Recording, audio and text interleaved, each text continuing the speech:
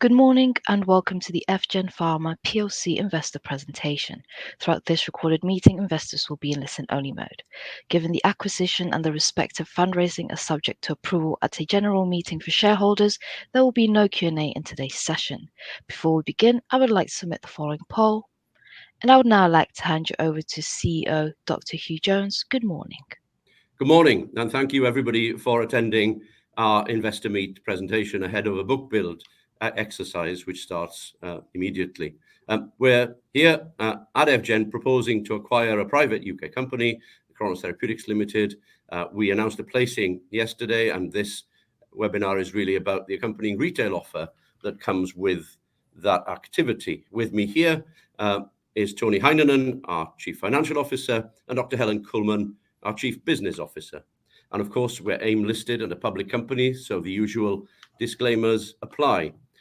So the mission here of this entire exercise, which has been in our strategic plan for some time, is to build a mini drug development powerhouse in what we call profitable segments. That's areas where a small biotech can make a difference therapeutically and a difference for our shareholders. And these profitable segments we've, in our strategic planning exercise, identified are oncology, where we're already resident, and in behavioral brain disorders, where we have one transaction already on SFX01, our lead clinical asset, and now we're adding behavioral brain disorders through the proposed acquisition of Chronos. So here's really the graphical description of the strategic plan we defined well over a year ago, nearly 2 years ago, in fact. And we call them imperatives. We don't like objectives. Imperatives imply much more drive and passion. The first one was to conserve cash and indeed limit dilution. But that's not the job. The job is actually to continue generating data while extending cash runway, of course. And we've done that with a number of preclinical collaborations on SFX01. And we've generated clinical data too, with our own phase 1b study in volunteers with our market-ready formulation of SFX01. And that was completed in Q3 of last year. We've got some external validation of the technology, top right hexagon there, through academic collaborations and a transaction which could be worth as much as $160.5 million. So that also covers our early partnering opportunities imperative. So the last part of this strategic plan comes together in the last couple of days, and that is to look for attractive M&A opportunities to broaden the portfolio, to reduce the risk in the portfolio, and to create more shots at goal in simple terms. So I'll hand over to Tony now to tell you a little bit more about the acquisition we're proposing.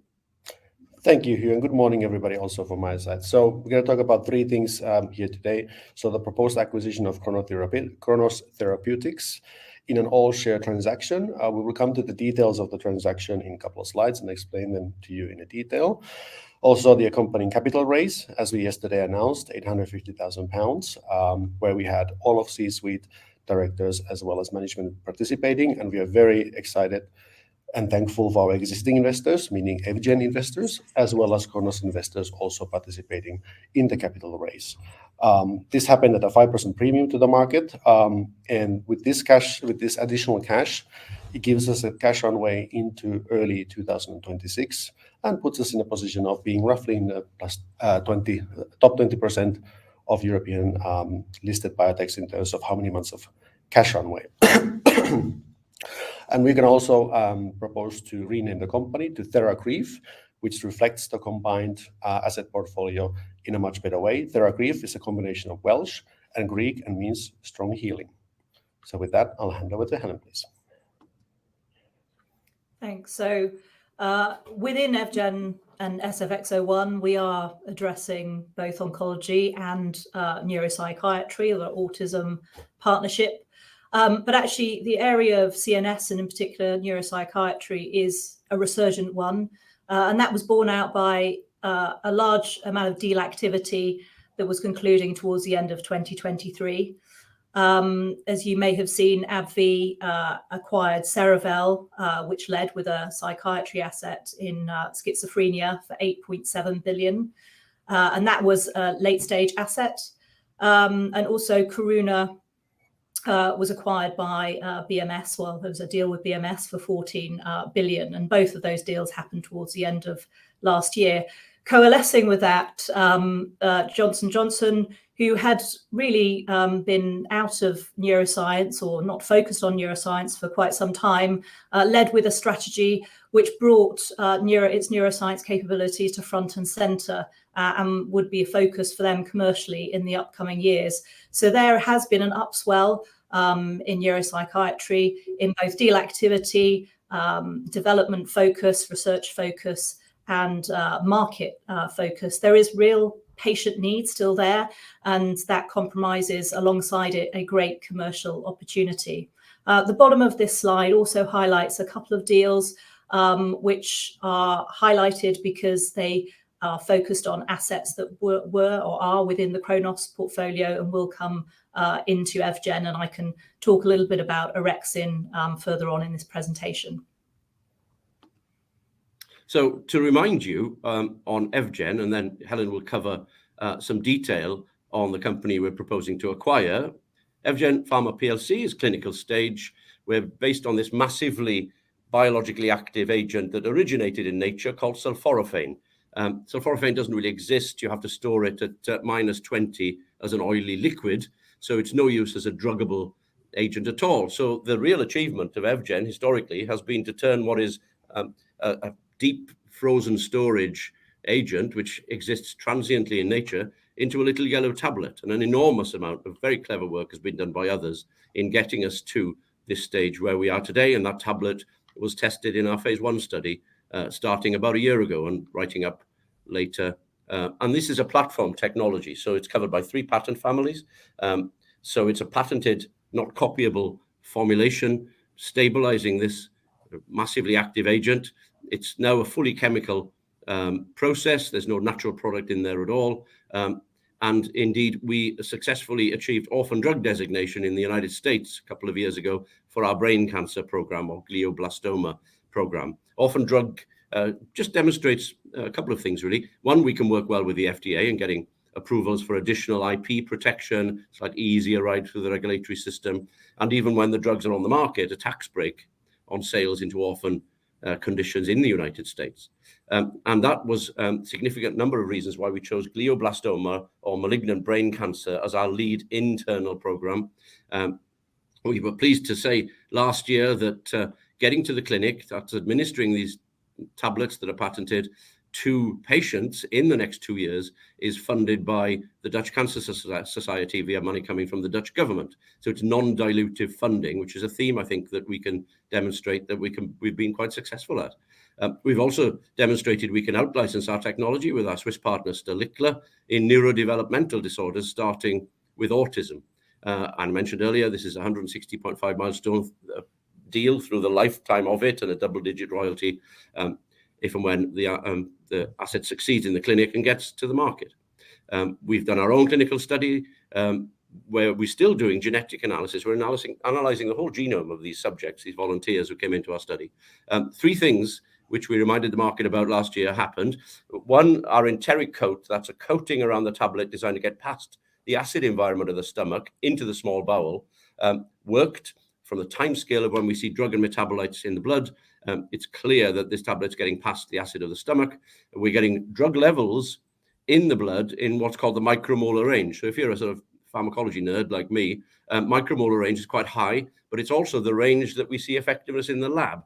So we can get drug levels in blood in the range of effectiveness in the laboratory that we've seen in many, many preclinical experiments, and the literature is rife with. We're looking at what that drug did to the genome expression of all those volunteers, and that work is ongoing. So thanks to the Dutch Cancer Society and a very talented and motivated investigator in the Erasmus Medical Center in Rotterdam, we expect our first patient in a glioblastoma study in 2026. That's an important date for us. Our extension of cash runway as a result of the placing and this retail offer makes sure that we're still around to see that clinical readout. And that really is what we call the deal window. That is when we think we can do a larger partnership with SFX01 in brain cancer. I'll hand over to Helen now to describe a little bit about the assets that we're acquiring. So just to put our process into a little bit of context before I jump in with Chronos, about 18 months ago, we started, as well as going out and talking about partnering SFX01, we started looking at other opportunities that were out in the market that might align with us as a business and contribute potential value to the business. So we underwent quite an extensive search and evaluation process. We looked at broad depth of oncology opportunities and also of CNS opportunities. We met with just over 200 businesses and looking at their technologies. We did light touch due diligence on a proportion of them. We went to CDA with around 60 to 70 of them. And we did a full diligence exercise on 3 assets or 3 business opportunities. And that concluded with the transaction that we're presenting to you today, the Chronos Therapeutics opportunity. So what is Chronos Therapeutics? They were originally a spin out of Oxford University. They had a lifetime raise of around 15 million. And of that 15 million, they've potentially spent around half on developing the assets that are of real interest to us in EVGEN. And these 3 assets, or the 2 later stage assets, actually originated from an acquisition from Shire that are now Takeda. So they have a very good data set and very high provenance with them. They are both what's called NCEs, so novel chemical entities. So they are directed against a single target and selective for that target. And they have patents granted on them in most major territories at the moment, with some still pending and with good lifetime on those patents to enable us to conduct the development, both clinical development and commercial development of them. The first program is an orexin-1 antagonist. Now, the orexin pathway has been found to be linked with anxious behavior, anxiety behavior, and aberrant reward, and that's implicated in substance use and addictive disorders. There are a couple of orexin-1 antagonists in development at the moment, and these programs are approximately phase 1 stage. We believe we have a class-leading profile here in the orexin-1 antagonist that we're acquiring. And it's very important to note that orexin-1 is very similar to orexin-2, and orexin-2 is involved in sleep. So there's a product on the market called Suvorexant or Belsomra that is a dual orexin antagonist that's primarily targeted towards orexin-2 to help with sleep. But what is very important is that we don't hit orexin-2. We're very limited in hitting orexin-2 because we actually want to help people in their anxious behavior or to reduce their addictive behavior, but we don't want to do that by sending them to sleep. So this is why we believe this product has a what's called a class-leading profile. It's highly selective. Secondary to that is the dopamine transport reuptake inhibitor. Now, dopamine is an alerting compound. So if you ever suffer with fatigue or apathy, then you would probably benefit from a little bit more dopamine hanging around in your brain. Now, we're not talking about the kind of fatigue where you've gone out on a long run or you've spent consecutive days in the gym and just feeling a bit knackered. This is a real central nervous system fatigue. So those with long COVID will be very aware of this. Also, it's a high comorbidity in multiple sclerosis, and that you just can't even get yourself out of bed. You can't participate in everyday functioning or go to work. And that's the kind of fatigue that I'm talking about here. Now, the inhibitor will prevent the reuptake of dopamine without getting too technical in the synapse. So it will create a gradual increase in dopamine and therefore create a gradual alertness. And what's very exciting about this program, and is why the word atypical is highlighted here, is what it doesn't do is cause a flushing out or release of dopamine. Now, that's very important because things like amphetamines cause their high by flushing dopamine into the synapse. And that's what we don't want to do. We want this gradual increase of dopamine to create an alertness without having any addictive potential itself. I think I've mentioned that these are late preclinical stage programs, so we have already a large amount of animal proof of concept data in these areas, so in both binge eating and also fatigue, and particularly MS or cytokine-induced fatigue. And we have what's called a short-term toxicology study, so 7-day tox. So as far as we're concerned, these are have very good quality data around them, and potentially taking them forward are de-risked in terms of their tox liabilities and also the efficacy potential. Over to Tony to describe the transaction. I should disclose at this point, I had no part in this transaction. The board and Tony, who closed the deal, did it to make sure that true independence was seen and observed throughout the negotiation. So Tony. Thanks, Hugh. So transaction details. So basically, we are acquiring the whole share capital of Chronos Therapeutics and integrating that company into EVGEN. The upfront payment, we paid about £100,000 in exclusivity fees prior to the takeover, mainly to fund the IP portfolio, as Chronos has been more in a dormant stage the last 10, 18 months or so. And the rest, the 900,000 balance, is paid in EVGEN shares. Now, the shares are calculated with 90-day VWAP, which is 144. So it's about a 40% premium to the market price, leading to a 40% less dilution on our end for the EVGEN shareholders. So we think this is a very good deal, very de-risked. So this first million is the only one that is definite. Then additionally, another million in shares or loan notes at the start of phase 1 clinical trial of one of the assets, as well as 1.5 million in shares or loan at our discretion at the end of successful phase 1. And on top of that, there's a 10% for first 3 milestones of any out-licensing transaction. And this whole is capped at £10 million.